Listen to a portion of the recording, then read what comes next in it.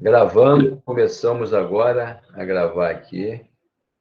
Vou estar apresentando, pegar aqui a nossa matéria, já está na parte final aqui do contexto. Vou botar aqui.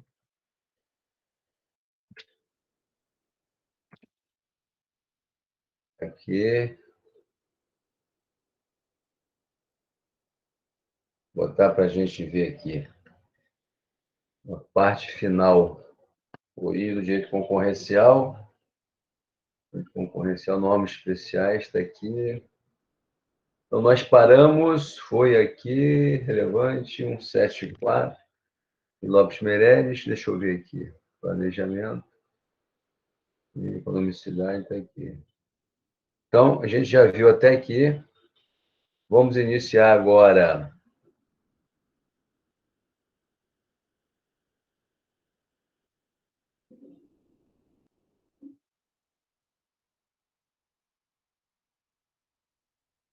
Em normas especiais de direito econômico, está aqui. Deixa eu só dar um... Bem, está aqui normas de direito econômico, especiais de direito econômico, é a nossa matéria da segunda prova, ela começa a partir daqui. Anotem aí, por gentileza. O Ellen, a Karine, a Rosilane, o Jadson. Vamos começar a partir daí. Embora, né, a V2 seja a matéria toda, vocês já estudaram já a primeira parte e não vai ter dificuldade, né, na segunda, né? É mais um adendo, mais um complemento.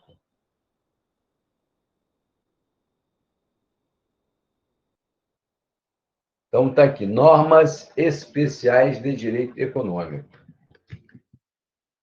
Que seria, no caso, a gente vai ver aí a parte de direito concorrencial, que está relacionado ao controle da concentração econômica. Nós vamos estudar aí os órgãos de controle da concorrência, já que nós viemos até aqui falando sobre a ordem econômica, artigo 170, 170 e artigo 174, 173, 175, 177. Então, a gente fez esse passeio, né? Falamos sobre os princípios da ordem econômica, a soberania, a livre iniciativa, a livre concorrência, o meio ambiente. Então, agora é o direito concorrencial. Vamos estudar o CAD, o Conselho Administrativo de Defesa Econômica. Então, está aí. Bem, importante a gente conhecer, tá? O direito concorrencial. Bem, a primeira lei antitrust, ela foi criada no Canadá. Então, nós vamos falar agora de concentração econômica. Então, a primeira lei que combatia, né, que falava sobre o direito concorrencial, a sua criação foi no Canadá, como eu coloquei aqui do lado a foto, né? Bem, a origem da lei, a sua origem está relacionada aqui a uma política protecionista implementada pelo Canadá no sentido de proteger o quê? A sua indústria da concorrência externa, formando com isso o quê? Um forte direito industrial, um forte distrito industrial nas regiões de Ontário e Quebec. Então, o Canadá, visando, né, a proteção industrial, a proteção das suas indústrias nascentes, eles resolveram, né, fazer uma lei que as protegesse da livre concorrência do mercado externo. Então, o direito concorrencial que nós vamos debruçar agora sobre ele tem aí, reiterando, a sua origem lá no Canadá. Foi até uma questão de sobrevivência o surgimento desta lei, para proteger a indústria canadense que surgia. Isso é até comum, né? Os países terem essa postura em face da concorrência, em face de outras empresas que disputam o mercado.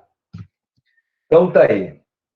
Mas, veja bem, a consequência principal dessas medidas foi o quê?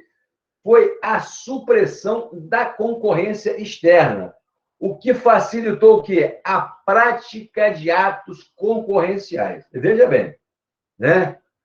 Com a proteção das indústrias nacionais implementadas pelo Canadá, tá? Isso gerou o quê? Isso gerou, de certa forma, o quê? Isso impediu que as empresas nacionais canadenses elas concorressem com as empresas no mercado externo. Isso acabou gerando, né, um efeito colateral na economia interna canadense. Bem, aí nós temos aí um período histórico, em 1888, uma comissão da Câmara dos Comuns encarregada de estudar o problema sobre, né, a concorrência, a anticoncorrência, o protecionismo, recomendou o quê? A introdução de uma legislação antitrust que foi votada e aprovada no ano seguinte. Então, está aí. Tá? Quando entrou em vigor o Competition Act, com o objetivo de quê? O objetivo de aumentar o quê? O controle sobre os atos de concentração e as condutas anticoncorrenciais. Por quê? Veja bem que é o seguinte, pessoal, essa proteção do governo canadense em relação às empresas que estavam surgindo no Canadá, isso acabou gerando um efeito colateral chamado de concentração econômica.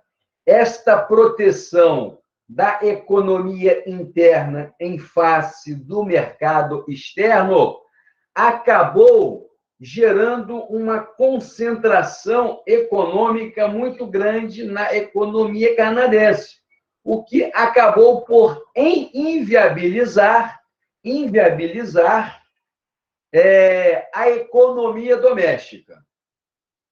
Então, está aí o que obrigou o quê? A Câmara dos Comuns a fazer uma legislação que pudesse combater o quê? Combater as condutas anticoncorrenciais. Porém, o texto legislativo mais conhecido e influente entre nós é o Sherman Act, ou Lei Sherman. Essa Lei Sherman era a lei, né, em homenagem ao senador que fez a sugestão do projeto de lei, a proposta do projeto de lei, tá? Então, o senador Sherman acabou a lei sendo ficando, né, em homenagem ao senador. Então, é lei Sherman. Essa lei Sherman é uma lei de combate à concorrência lá, combate aos atos anticoncorrenciais. Anticoncorrenciais. Importante a gente saber. Lei Chairman. Tem tempo. Observação aqui importantíssimo para a gente entender esta parte do direito concorrencial, né? E os atos que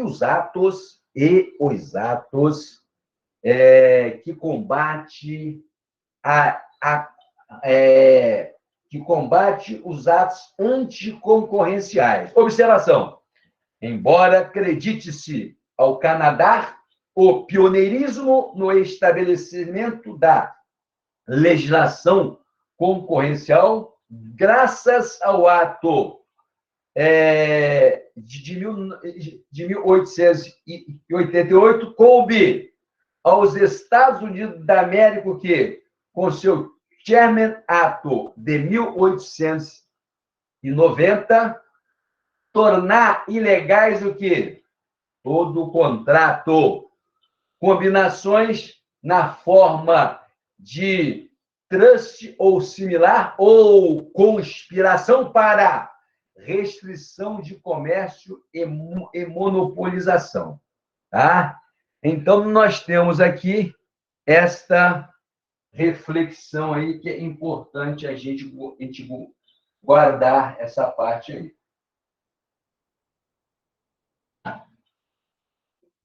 Act for the Prevention and Suppression of Combination, Formed and Restraint of Trade, de 1889.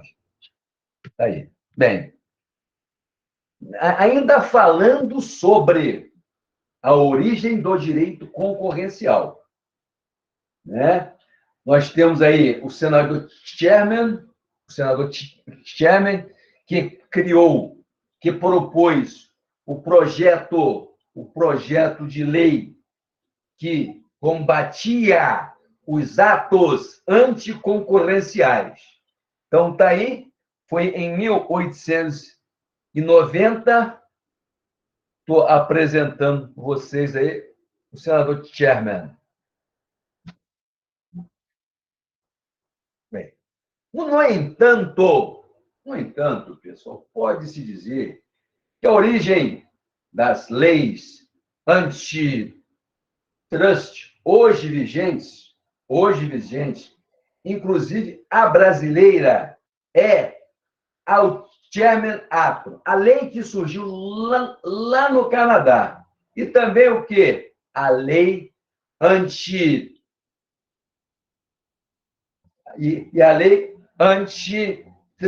americana, de 2 de julho de 1890, complementada posteriormente pelo Clayton Ato, de 1914, e pela lei que criou, no mesmo ano, a Federation Trade Commission, a agência antitrust americana. Então, pessoal, a nossa lei, tá? A nossa lei de combate aos atos anticoncorrenciais, ela teve origem na lei, né, de combate aos atos anticoncorrenciais do Canadá e a lei antitrust americana. Professor? Oi. Licença, desculpa interromper. É porque as duas alunas, Luília e Luísa, estão pedindo para entrar, mas não estão tendo acesso. Mas eu não tô conseguindo vê-las aqui, não. Ah, tá. Então, vou pedir para elas tentar entrar novamente. Pede ela para entrar aí, por favor. Tá bom, obrigado. Estou aguardando.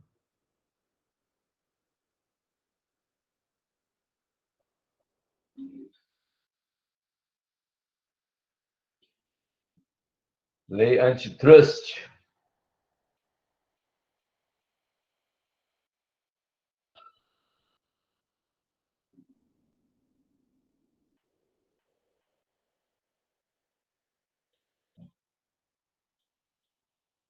Então, me dá um toque quando elas chegarem aqui, eu vou adiantando aqui.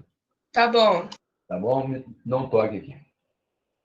Muito bem. Então, voltando, né? Então, a lei anticoncorrencial, a lei de combate, né? A lei a lei que combate os atos anticoncorrenciais brasileiros, elas têm a sua origem onde? Lá na lei canadense e na lei antitrust americana. Muito bem? É o que está dizendo aqui. Bem, pessoal, nós temos agora, né, nós vimos aí a origem da lei anticoncorrencial, a lei Sherman, né? E esta lei, ela possui um objetivo. Importante a gente saber disso aí, né? Como aponta Calixto Salomão, a preocupação central da lei Sherman era o quê, pessoal? Era a proteção do consumidor em face o quê? Em face do excessivo poder econômico do mercado. Está aí. É toda aquela discussão que a gente fez no primeiro bimestre, vamos colocar assim, porque nós temos aí a importância do direito econômico para fazer a proteção do consumidor, tá certo? Em face do excessivo poder econômico do mercado, porque a tendência do sistema capitalista, como nós vimos, da economia de mercado, é a concentração econômica. Muito bem? Então, a concentração econômica, ela viola o princípio da livre concorrência de mercado. Porque o mercado, ele gera crescimento econômico, gera riqueza, mas o mercado possui as suas falhas. E essas falhas, uma delas, né, é o quê? São as condutas anticoncorrenciais. É por isso que nós temos que ter leis, é por isso que o Estado tem que interferir nesses mercados para fazer a proteção do consumidor, né? Em face de quem? Em face do poder econômico, que ele está sempre o quê? As empresas estão sempre com a tendência de maximizar lucro de forma exponencial. E isto acaba, né, fortalecendo muitas empresas em detrimento de outras. Aí entra o Estado fazendo aí um balizamento, mantendo um relativo equilíbrio no mercado e impedindo que os grupos econômicos se fortaleçam cada vez mais. É por isso que tem que ter sempre o quê? A presença do Estado na economia de mercado, porque essa questão de que o mercado vai se autorregular sozinho, isso é uma falácia, isso é uma ilusão. O mercado acaba se desorganizando, porque ele vai concentrar poder econômico e, com isso, né, ele inviabiliza até mesmo aquilo que ele faz uma defesa ardorosa, que é a livre concorrência. Então, está aí. A função que tem a lei anticoncorrência é zelar pela concorrência do mercado, o relativo equilíbrio. Então, está aí. Bem, professor? Importante para a gente saber. Professor? Oi, chegaram? Então, a Luísa disse que está tentando de novo. Ela até mandou um print lá no grupo. A Luísa aqui, ó. Ela chegou agora. Tá, show. Beleza? Agora, se a outra que quer entrar aí, e você falou quem é? A outra? Luília. A Luília não apareceu aqui, não. Tá bom. Aparecendo, você me dá um toque aí. Tá certo.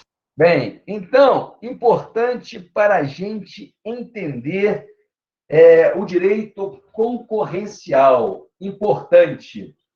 O que é trust? Importante a gente saber a definição de trust. Muito bem, vamos ver aqui. Veja bem, trust é o quê, pessoal? É uma associação de empresas que surgiram a partir da fusão de várias empresas que já controlavam o quê? A maior parte do mercado. O que eu estou dizendo aqui? Olha só, a empresa A se fundiu à empresa B. E aí você tem o quê? Uma empresa C. Tá? Essa empresa aqui. Muito bem? Então, trust é o quê? É uma associação de empresas. Muito bem? É importante vocês guardarem isso aí. Só que essa associação de empresas, tá? Essas fusões, elas possuem um efeito colateral, elas possuem algumas idiosincrasias, como, por exemplo, inviabilizar a concorrência do mercado, né? São nessas situações em que ocorre, repetindo, né, uma extrema concentração econômica, que o Estado interfere para fazer a proteção do consumidor, como nós vimos no slide anterior. Muito bem. Bem, pessoal, importante a gente saber aqui. Existem dois tipos de trusts. Muito bem? De trusts. O primeiro, você tem o trust vertical e você tem o horizontal. Vamos ver a diferença desses dois aí. Se quiserem anotar, fiquem à vontade.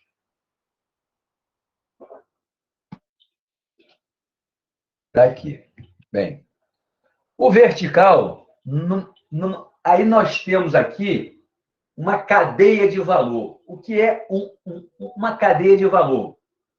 São os diversos estágios onde ocorre a produção de uma dada empresa. Aqui você tem uma cadeia de valor de uma empresa aqui, que ela está aqui nessa primeira fase, ela está o quê? Explorando a matéria-prima. Muito bem? Depois que ela explora a matéria-prima, ela vai fazer o quê? A produção. Depois que faz a produção, ela faz o quê? Faz o transporte desse produto que foi fabricado. Depois de fazer esse transporte, nós temos o quê? O refino. Depois nós temos a comercialização e, no final, nós temos aqui o consumidor final. Então, isso aqui chama-se, em direito econômico, em economia, de cadeia de valor. Nós temos que tomar cuidado que existem algumas empresas no mercado que elas possuem o quê? O domínio de toda a cadeia de valor, desde da exploração da matéria-prima, a logística de transporte, o refino, até o produto chegar no mercado final. Então, são empresas extremamente poderosas do ponto de vista econômico.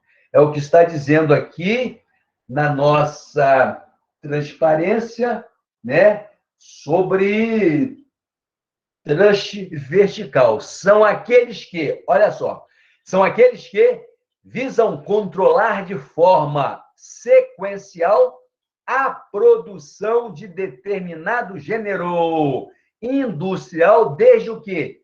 A matéria-prima ao produto final. Então, foi o que nós colocamos aqui, tá certo? Trust vertical. É o domínio que a empresa tem desde o controle da matéria-prima até o mercado consumidor. É o que está dado aqui. Bem, nós temos agora o trust horizontal, que são constituídos o quê? Por empresas que trabalham no mesmo ramo de produto, com o trust ao quê? O maior controle do mercado ou concentração. Esse exemplo aqui que nós estamos trazendo é entre a Perdigão e a Sadia. Elas se uniram com qual objetivo? Obviamente que o objetivo maior é a maximização de lucro. Estou falando era porque elas se juntaram no passado. O objetivo delas era aumentar a curva do lucro. Perfeito? Só que o casamento entre a Perdigão e a Sadia, que é chamado pela literatura de trust horizontal, ela acabou gerando um problema sério na economia brasileira que chamou a atenção do órgão de controle, da concorrência, que é o CAD, que é o Conselho Administrativo de Defesa Econômica. O CAD falou o seguinte... Professor? Oi. Luília chegou, que ela falou. Chegou? Deixa eu ver aqui. Não chegou, não.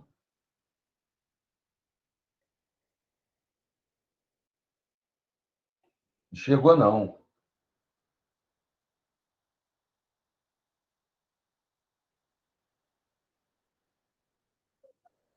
Me chama de novo aí. É porque eu tô te atrapalhando, né? Mas tá bom. Não está atrapalhando, não. Então tá bom. Chama aí que ela não está aqui. Chegando não tem problema, não. Aí nós temos aqui, né, o trust horizontal, né? Esse trust horizontal, né? Horizontal, que foi aí o casamento que se deu entre a Sadia e a Perdigão, né? Como eu disse anteriormente, ele, a princípio, ele feria o princípio da livre concorrência, o que suscitou, tá?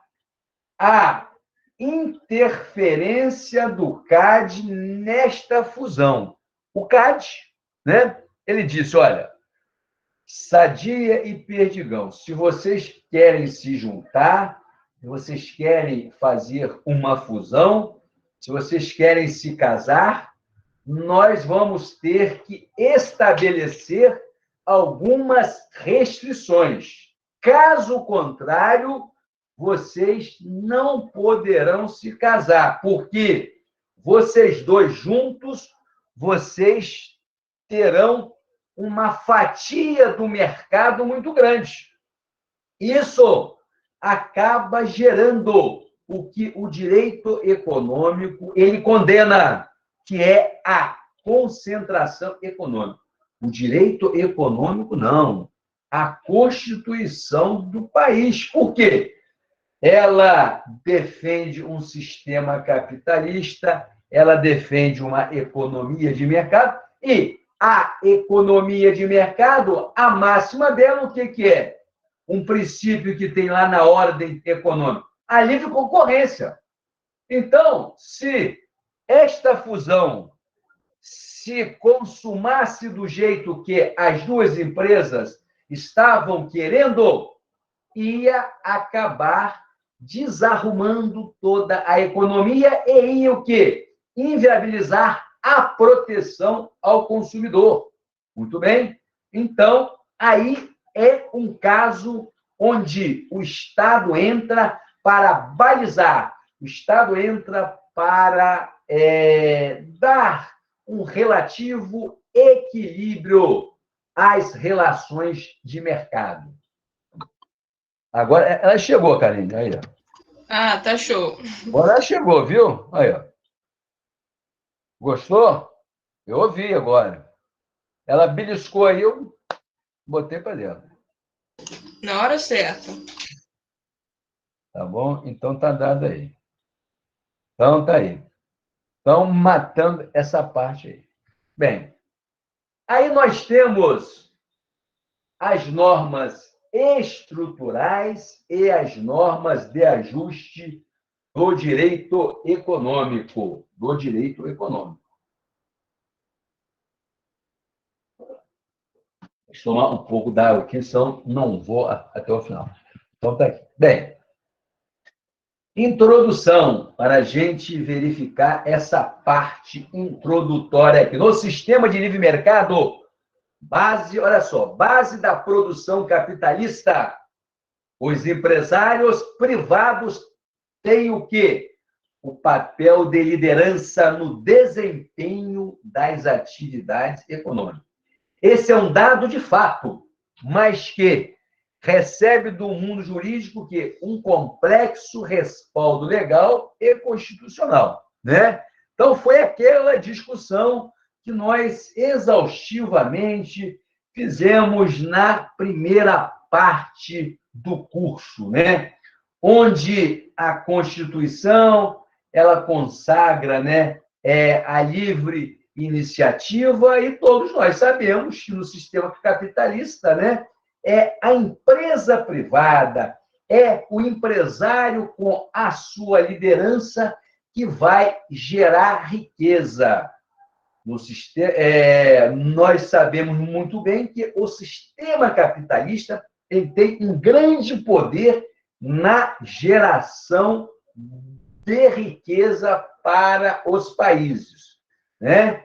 Mas como nada é perfeito, né? O sistema capitalista ele apresenta essas falhas que obrigatoriamente devem ser supridas pelo Estado. É essa nossa discussão aqui e é o que está dado aqui que nessa introdução que o sistema capitalista, né? Os empresários acabam liderando, né, juntamente com as suas empresas, o empreendimento. Todavia, eles estão submetidos a quê?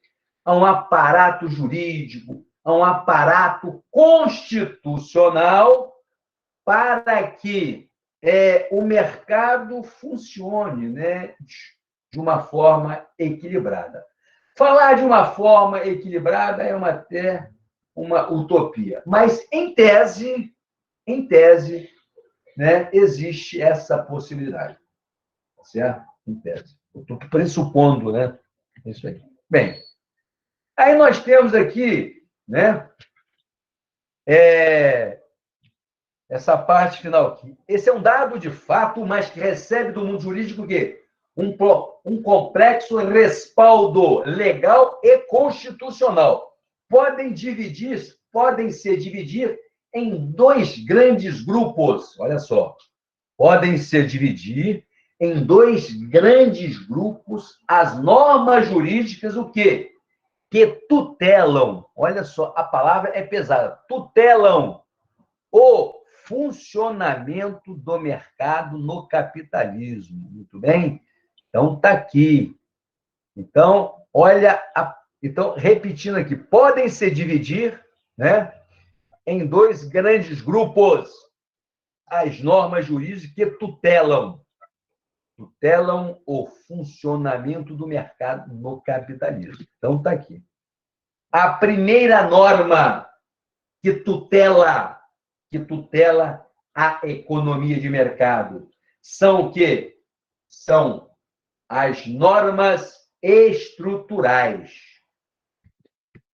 Bem, e aonde está consagrado essas normas estruturais? Olha os artigos que nós estudamos para a V1. Artigo o quê? 173 da Constituição Federal e que consagra o quê? O princípio da livre iniciativa. Artigo 1º, inciso 4 e 70. Então, vamos ver aqui. Estabelecem, bem, as normas estruturais, pessoal. Estabelece o quê? A estrutura de base do mercado. São todas as normas aqui conceituadas como normas de competência objetiva e subjetiva, em especial aquelas que instituem a primazia, né, da iniciativa privada em face do Estado empresário. Aonde que está consagrada essa norma estrutural? Eu vou pedir a vocês uma gentileza aqui. Apanhe para mim, tá certo? A Constituição e leia para mim, o Wesley, a Karine, a Rosilane, o artigo 173 da Constituição.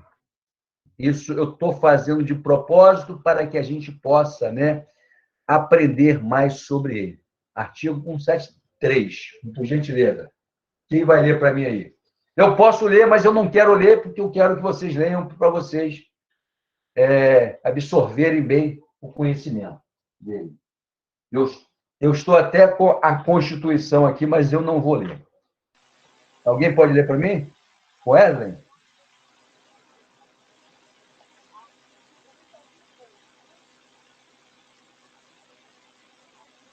Um 173. Abre na internet aí, por gentileza. Depois que a gente ler 173, eu vou pedir para vocês lerem aqui o artigo 1º, inciso 4, 170.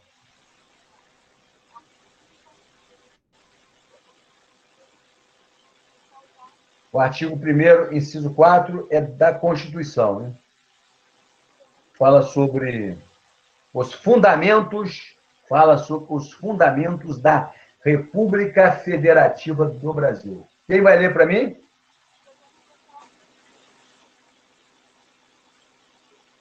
Quem vai ler?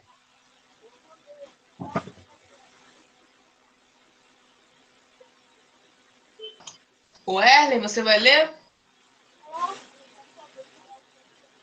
Lê você. O Ellen vai ler, Ellen? Eu acho que ela está com a conexão meio falha, Karine. Lê você, por gentileza. Eu acho que ela disse que ia ler sim, mas eu não estou conseguindo entender. Mas ela está com a conexão meio... Está falhando, né, a internet dela.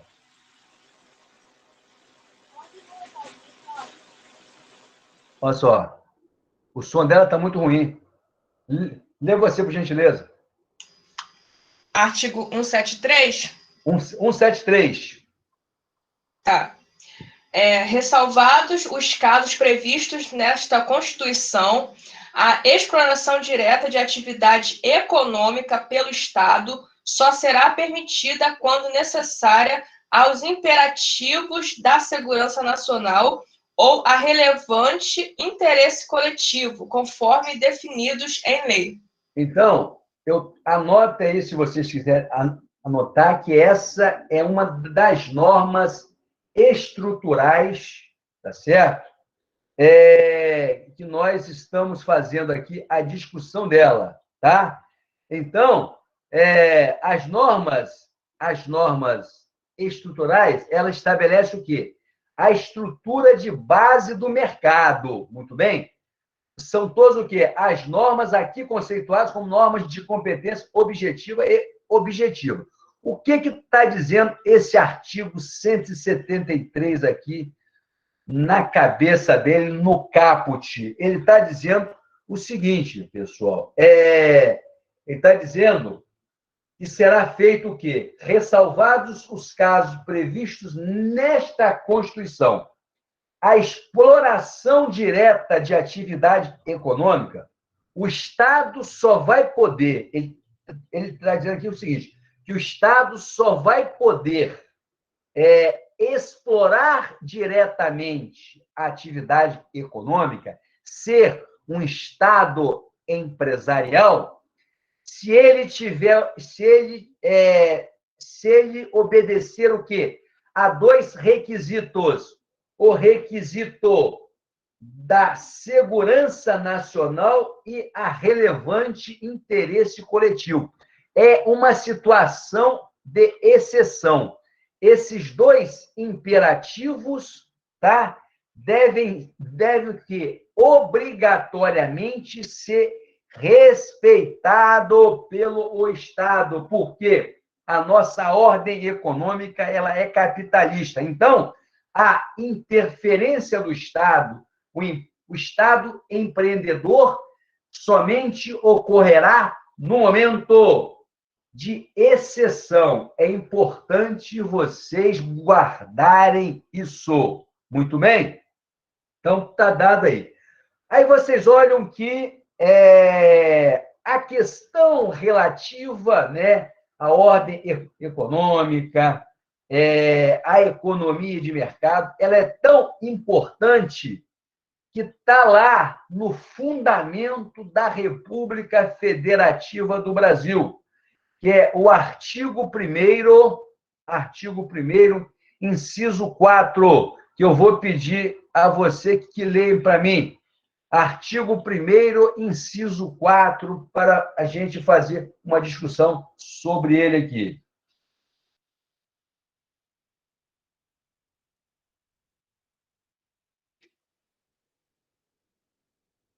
Alguém pode ler aí?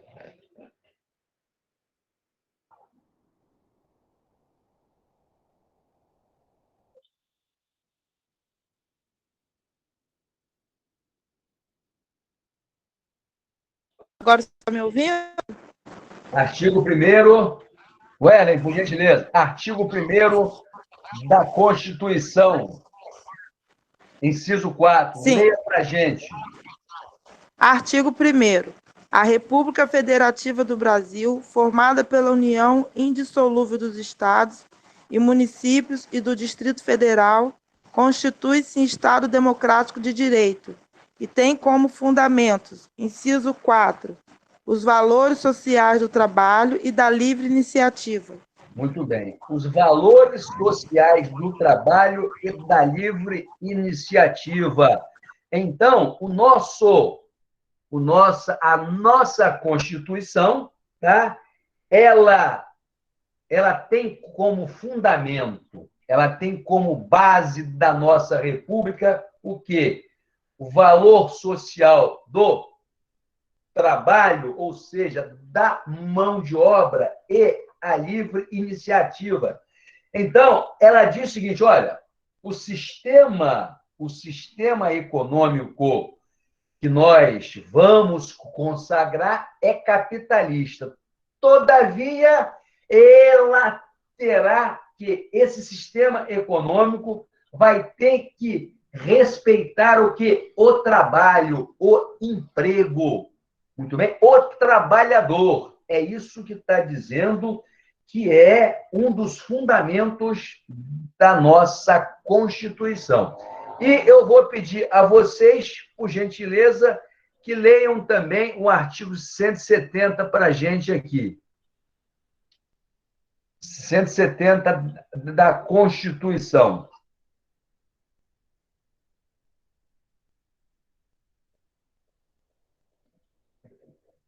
Pode ler? Pode ler.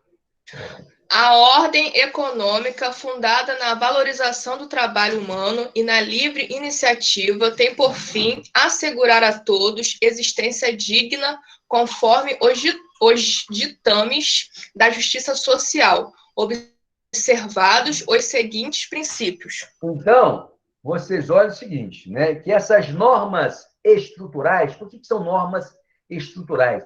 Elas estão o quê? Elas estão estabelecendo que a estrutura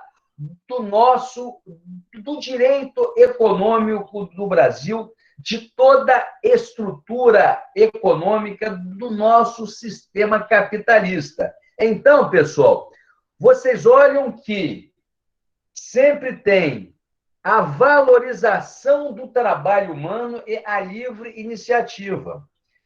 O legislador constitucional, ele se preocupou sobremaneira em fazer um sistema capitalista, mas com respeito ao ser humano, com respeito ao valor social do trabalhador. Muito bem? Não adianta você formar uma economia poderosa do ponto de vista econômico, que gera riqueza, se o trabalhador ele está ele tem uma postura, uma posição de desigualdade. Muito bem? É isso que está dizendo aqui. Então, o legislador constituinte, ele enfatiza sempre a importância da humanização do nosso sistema capitalista. Pelo menos em tese, né? Não é o que a gente verifica na prática, né? Na prática, a gente vê hoje o quê?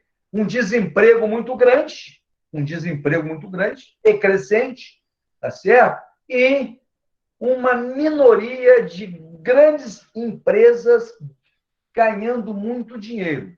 Inclusive, quem está em profunda dificuldade aí, né, falindo ou fechando, são as pequenas, micros e médias empresas, tá?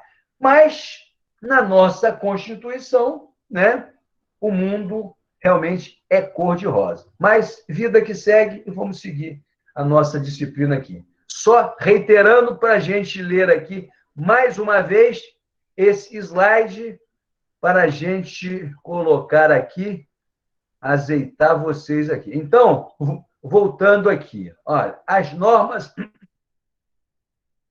são o quê? Aqui nós temos as normas estruturais, que fazem o quê? Repetindo, estabelecem a estrutura de base do mercado. Então, o artigo 1º, inciso 4, artigo 170, o artigo 173, tá? Ele faz o quê? Eles são o quê? Eles são a estrutura de base do mercado. É eles que vão dar o quê? O lastro, o respaldo do ponto de vista jurídico à nossa economia de mercado. É o que está dizendo aqui. São todas as normas aqui conceituadas como o quê? Normas de competência objetiva e subjetiva. Em especial o quê? Aquelas que instituem a primazia da iniciativa privada. A primazia da iniciativa privada, ela fortalece mais o sistema capitalista. Em face de quem? Em face do Estado empresário. Foi o que nós lemos no artigo 173, onde o Estado só vai empresariar se ele obedecer os dois imperativos: segurança nacional e interesse coletivo. Então, tá aí. Bem, aí está o artigo 173 da nossa Constituição Federal, que nós já lemos, tá? Então, só para vocês aqui guardarem esses dois imperativos aqui, que isso cai muito nas provas que vocês vão fazer futuramente, tá?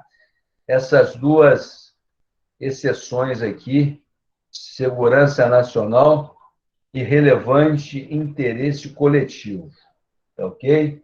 Agora, anotem isso aí. Então, esse aí, eu coloquei no nosso slide aí, o artigo 173, o artigo 173 está para vocês terem como documento aí nos estudos de vocês, tá? Bem, aí, importante a gente fazer aí uma discussão, tá?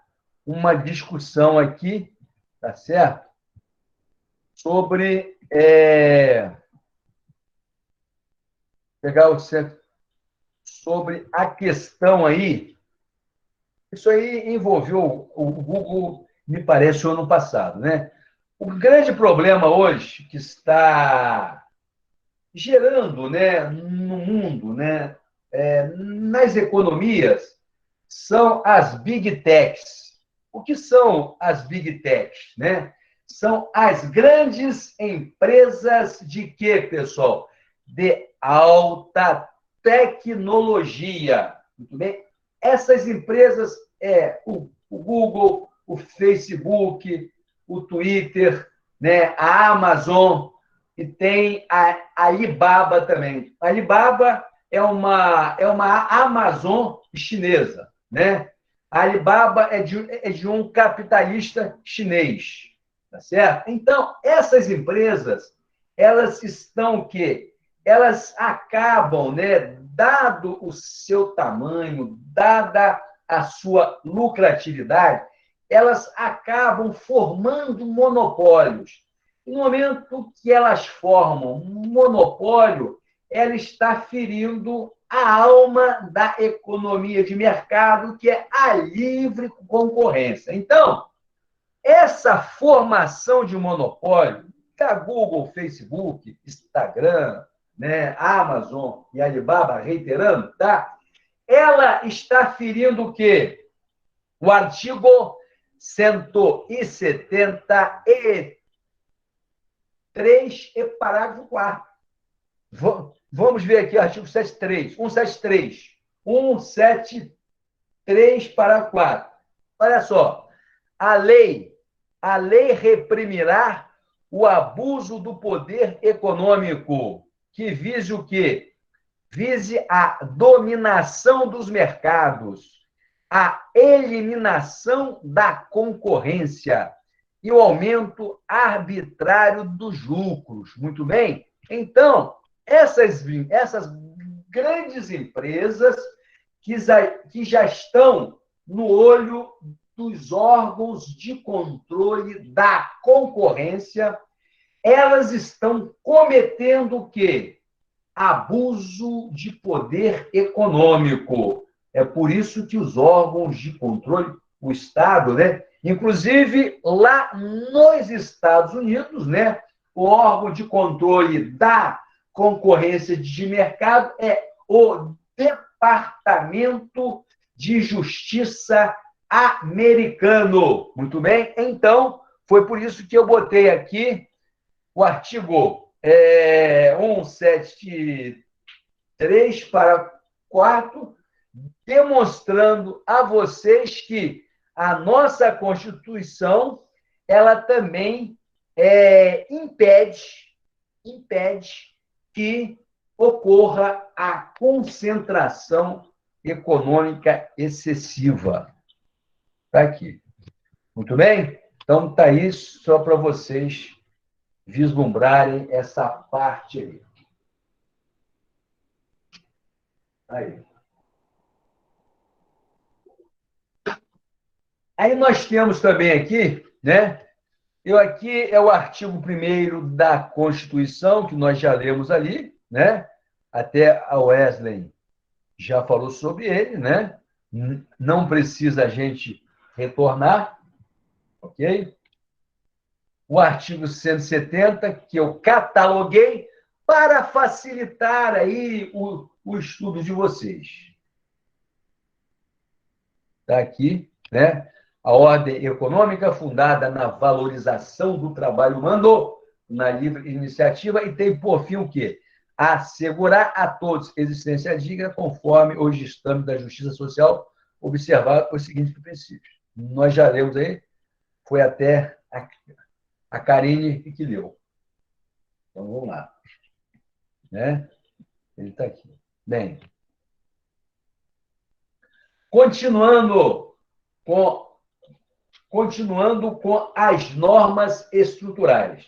Tá? Diz o seguinte, e também aquelas que erigem o quê? O contrato como lei entre partes. Olha só, é uma norma estrutural também, tá?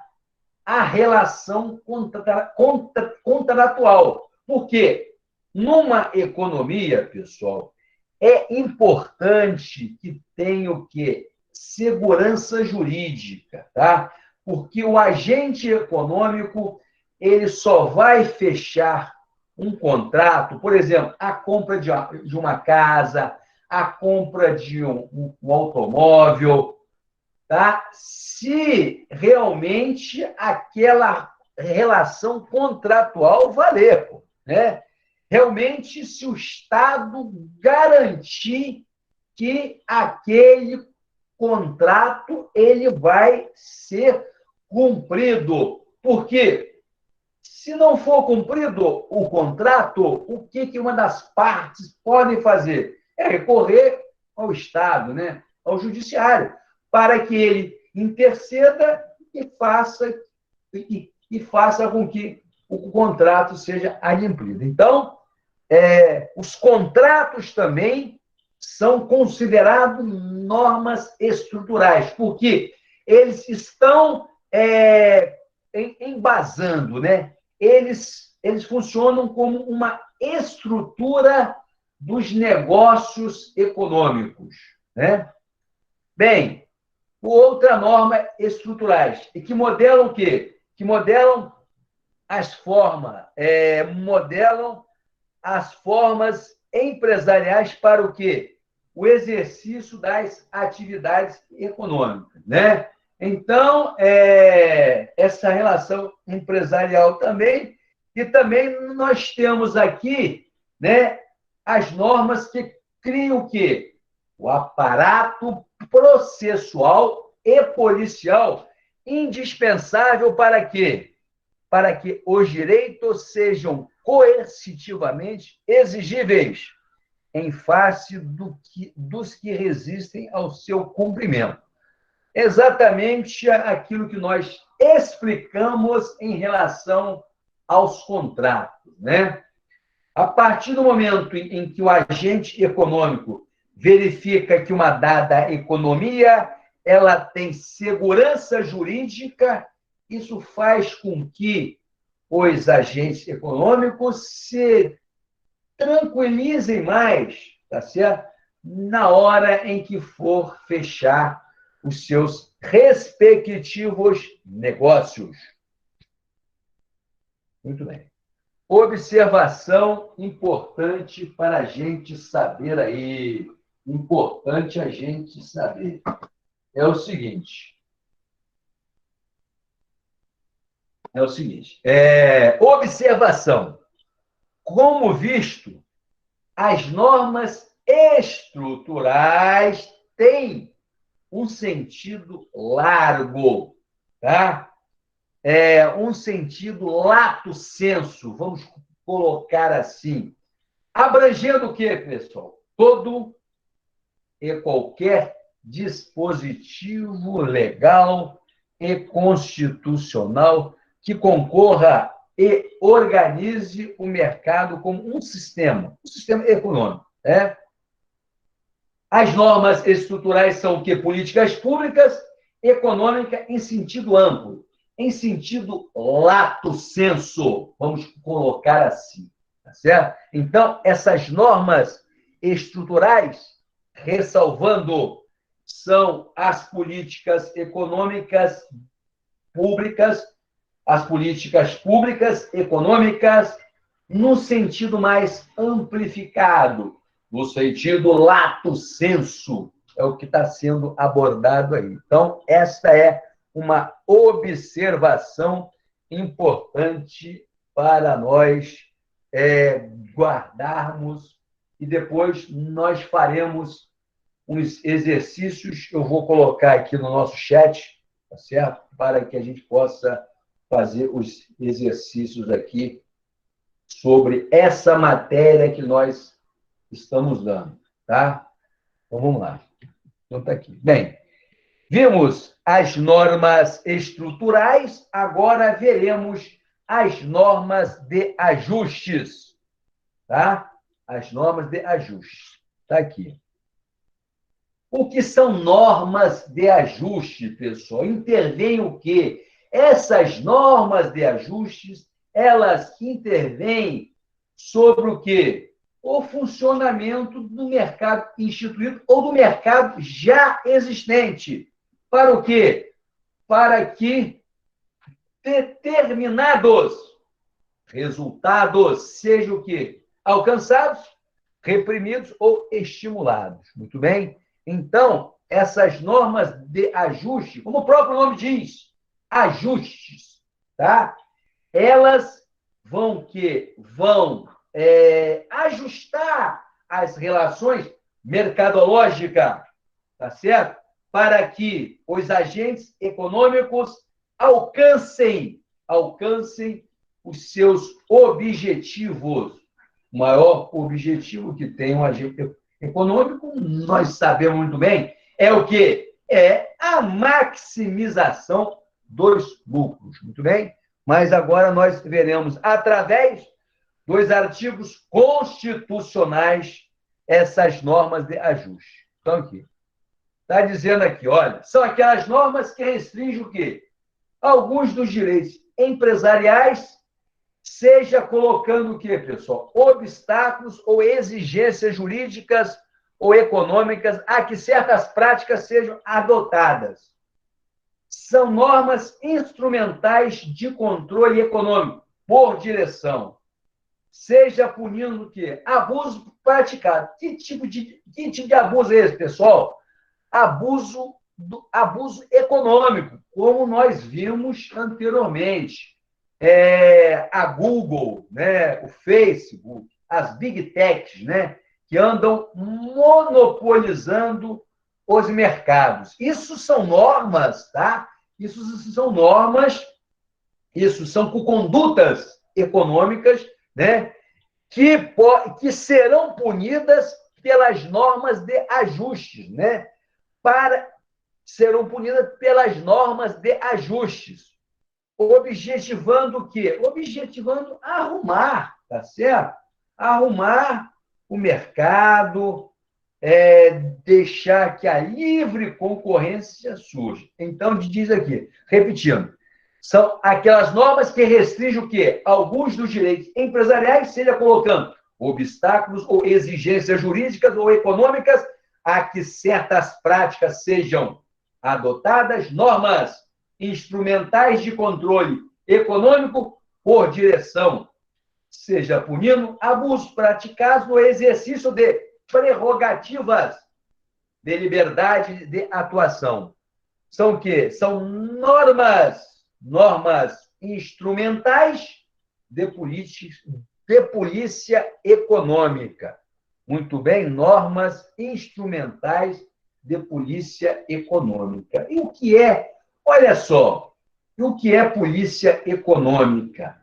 Nós estamos vivendo aqui, vou puxar aqui um exemplo raso, que pode se encaixar aqui no nosso estudo aqui, tá certo? O que está acontecendo nesse momento da pandemia, tá? Com os comerciantes, né? A partir do momento em que o poder público, por decreto, ele faz um lockdown, um fechamento do comércio ou da economia, se porventura, pessoal, um dos comerciantes ou dos empresários abrirem o seu estabelecimento comercial, o que o poder público ele pode fazer? Ele pode fechar aquele estabelecimento comercial. O que essa conduta representa? É realmente o quê? O Estado exercendo o quê? O seu poder de quê? Poder de polícia econômica. Muito bem? O Estado sendo uma polícia no momento em que o comerciante, no momento em que o empresário, ele desrespeita um decreto do poder público, seja federal, estadual ou municipal. Então, é o quê? É o Estado exercendo a sua postura de polícia econômica. Anotem isso, por gentileza.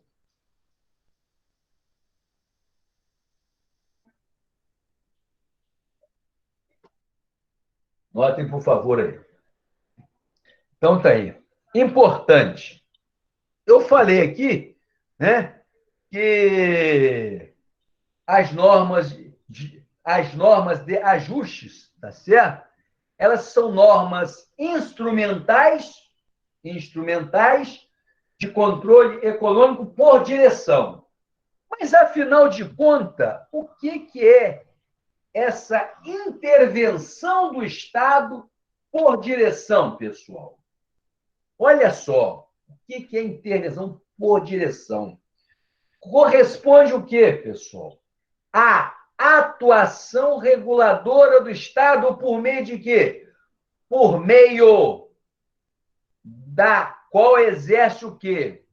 Mecanismo de pressão sobre o mercado, ao qual o quê? São atribuídas posturas e comportamentos compulsórios, ou seja, comportamentos obrigatórios. O que se dá o quê? Por exemplo, nas hipóteses de tabelamento e congelamento dos preços, que está consagrado aonde? No artigo 174, parágrafo 1º, que eu vou pedir alguém para ler. Então, a intervenção por direção, tá, ocorre no momento em que o Estado ele tem uma postura reguladora. Isso é importante a gente saber. Reguladora de pressão sobre o mercado. Ou seja, como nós falamos anteriormente, né? Se houver uma concentração de mercado, né? Uma concentração econômica, o Estado pode fazer algumas intervenções.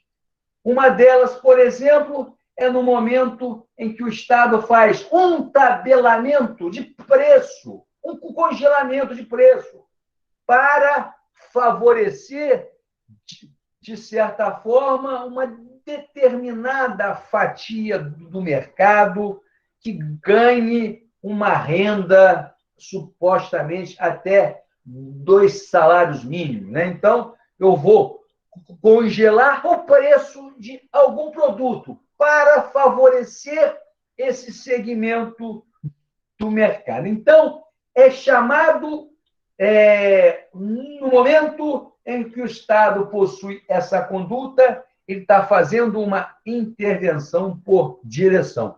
Eu vou ler aqui o artigo 674, o parágrafo 1º, diz assim, 174.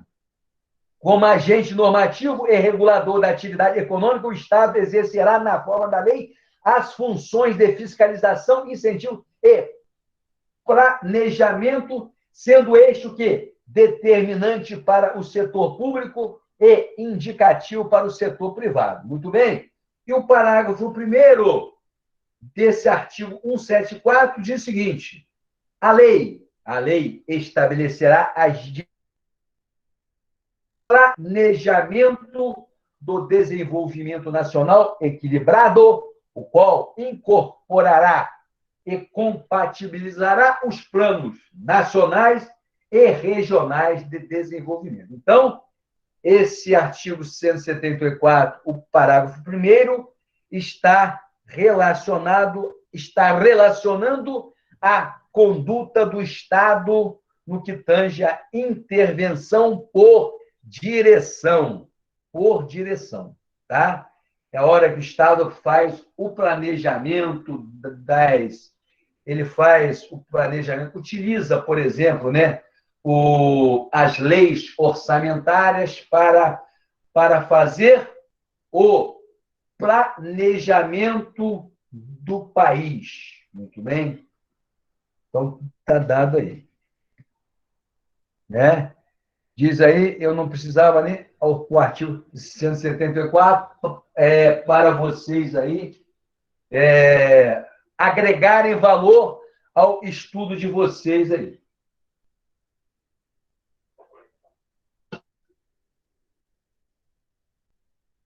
Muito bem?